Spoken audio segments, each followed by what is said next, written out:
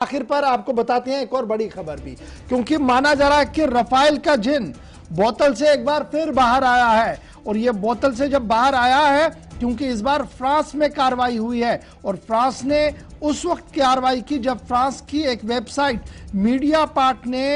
Dassault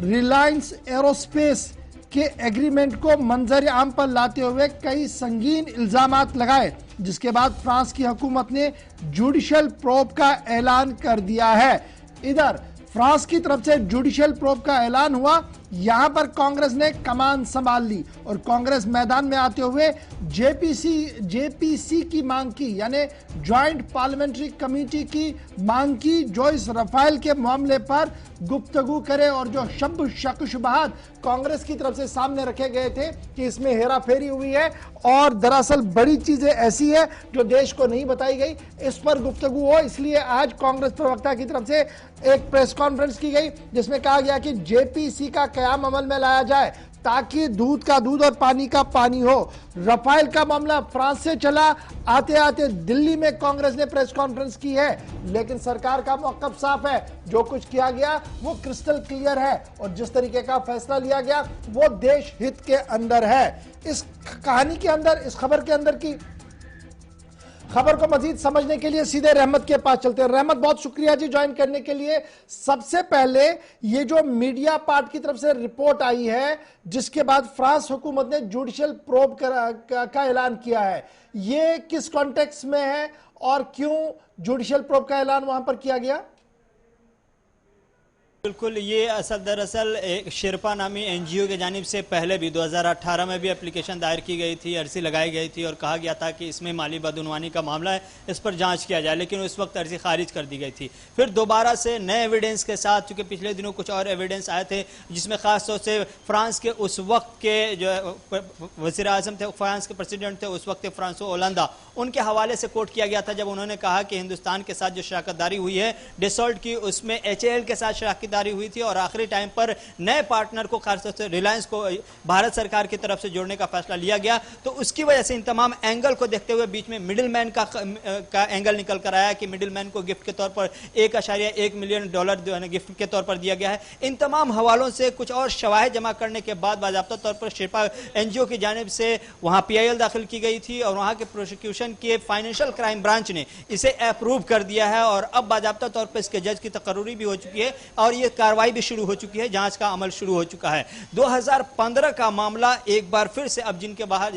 2015 का मामला एक बार फिर से हंगामे में आता हुआ दिखाई दे रहा है। 2015 में 25 अक्टूबर को भारत सरकार के बीच जो भारत की उस वक्त की कंपनी थी HAL, जो आज भी हवाई जहाज वगैरह, एयरक्राफ्ट वगैरह बनाने के लिए मशहूर है, इसके साथ डेसॉल्ट की जो फ्रांस की कंपनी है, इसके साथ एक एग्रीमेंट हुआ था, लेकिन 24 घंटे के अंदर सरकार की मुदाखलत के बाद ये फ्रांस के उस वक्त के सदर ने बाज़ाब्ता तौर पर कहा कि भारत सरकार की मुदाखलत से नया पार्टनर आया, यानी रिलायंस के साथ डेसॉल्ट को एग्रीमेंट करना पड़ा। उस वक्त बीच में खबर यह है कि HAL ने बाज़ाब्ता तौर पर इल्जाम लगाया कि इसमें बदउनवानी का मामला आया, फिर बीच में मिडिल मैन का नाम आया, उसके बाद राफेल की कीमतें ज्यादा, तादाद कम, 36 तादाद और 7.8 बिलियन यूरो की कीमत। तो उस पर जो हंगामे तरह तरह के हुए, तो उस वक्त फ्रांस में भी हंगामा हुआ, हिंदुस्तान में भी हुआ। 2019 के आम इंतखाबात में भी बाज़ाब्ता तौर पर कांग्रेस की जानिब से जो बार बार सवाल उठाए गए, फिर उसके बाद सुप्रीम कोर्ट तक मामला पहुंचा। जस्टिस रंजन गोगोई जो उस वक्त थे वो मामला अपने साथ लेते चले गए, उसे खारिज कर दिया था। लेकिन अब चूंकि फ्रांस में एक बार फिर से मुद्दा सामने आया है और इस पर बाज़ाब्ता तौर पर इंक्वायरी शुरू हो चुकी है,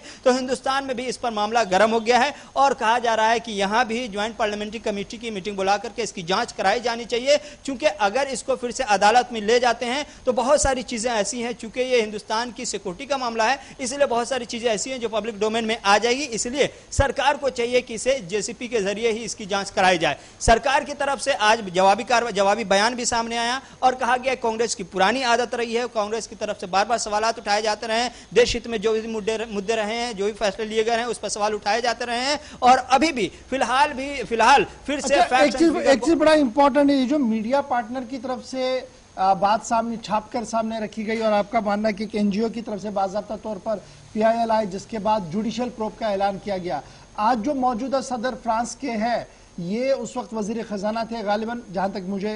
मेरी याददाश्त मुझे साथ दे रही है, ये उस वक्त वजीर खजाना थे वहां पर, और इनके मौजूदगी में ही सारी चीजें क्लियर की गई है। तो उसके बावजूद भी जुडिशियल प्रोब का आना क्या कुछ बयान कर रहा है?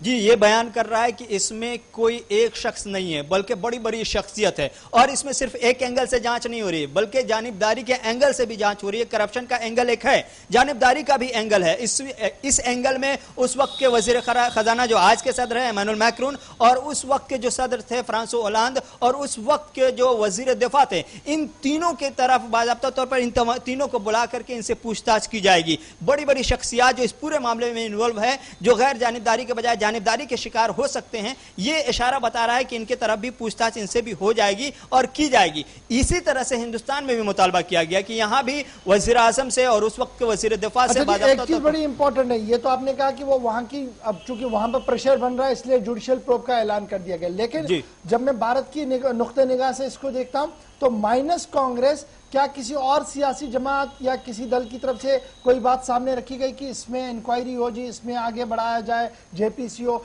माइनस कांग्रेस के क्या कोई और भी मैदान में है? जी देखिए, कांग्रेस के अलावा बकिया किसी भी जमात की तरफ से बाज़ाब्ता तौर पर हमने नहीं देखा है कि बयान जारी करके या बयान दे करके इस पर सरकार से मुतालबा किया गया हो जांच का। हाँ, कम्युनिस्ट पार्टी की तरफ से ट्वीट को रिट्वीट जरूर किया गया है, और वही राफेल के मामले पर जितने भी न्यूज़ वगैरह खबरें वगैरह आई हैं ट्विटर पर, उसे रिट्वीट किया गया है, लेकिन ऑफिशियली बयान सिवाय कांग्रेस पार्टी के दूसरे किसी पार्टी की तरफ से अभी तक के नहीं आया है। सिर्फ कांग्रेस पार्टी की तरफ से एक तो प्रेस कॉन्फ्रेंस की गई, वहीं अब से थोड़ी देर पहले राहुल गांधी ने पीएम मोदी पर सीधे तौर पर तबसरा करते हुए राफेल स्कीम का एक ट्रेंड सेट किया है, और उस पर तमाम कांग्रेस पार्टी बाकायदा तौर पर राफेल स्कीम के जांच के लिए ट्विटर पर ट्रेंड कराने की कोशिश करे। तो कांग्रेस के अलावा दूसरे किसी पार्टी की तरफ से बाकायदा तौर पर राफेल में दिलचस्पी लेती हुई दिखाई नहीं दे रही है, क्योंकि सबको एक बार जब सुप्रीम कोर्ट से यह मामला खारिज कर दिया गया, दोबारा से हाथ लगाने में शायद डर लग रहा हो, क्योंकि 2019 में जब इस मामले को उठाया गया था उसके बाद भी कांग्रेस को फायदा नहीं हुआ। यही वजह कि आज बीजेपी की तरफ से पलटवार करके प्रेस कॉन्फ्रेंस जब की गई तो कहा गया कि एक तरफ अदालत ने भी इस मामले पर फैसला सुना दिया, क्लीन चिट सरकार को दे दिया हुआ है, और दूसरा पब्लिक ने भी, अवाम ने भी 2019 के आम इंतखाबात में सरकार को। हमारे साथ रहमत ज्वाइन करने के लिए और ये इस खबर की तफसील बताने के लिए कि फ्रांस से लेकर दिल्ली तक एक बार फिर राफेल की सियासत तेज हो रही है और फ्रांस ने बाकायदा तौर पर जुडिशियल प्रोब का ऐलान कर दिया। फिलहाल